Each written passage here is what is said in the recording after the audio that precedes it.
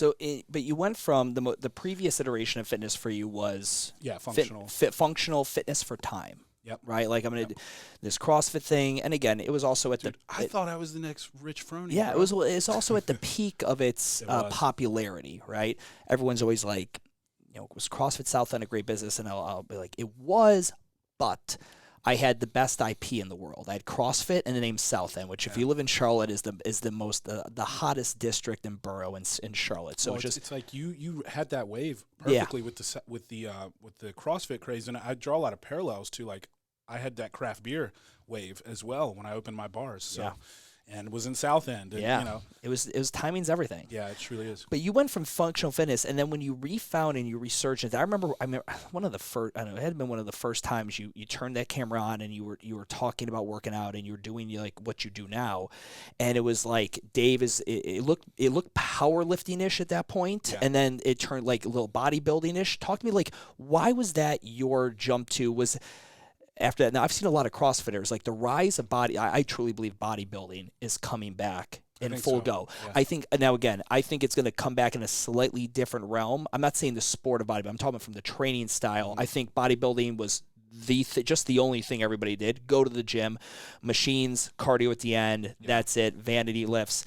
And then functional fitness and CrossFit showed up. And then you see guys like the Marcus Phillies of the world and Dave Lipson and Thunder Bro and like these guys that have turned it slightly more functional to where this large functional fitness population go, oh, maybe that is the fastest way to quicker pull-ups, better pull-ups, or maybe this is the better way to bigger legs or whatever it may be.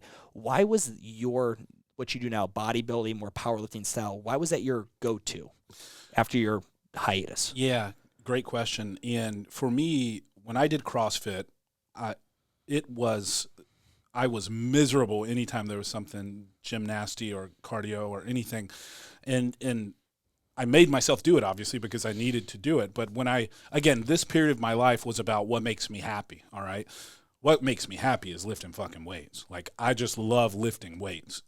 As heavy as possible, that's what I love. So I said, I'm just going to do exactly because remember, man, I'm on the precipice of, like, gun in the mouth, pull a trigger. So what the fuck makes me happy?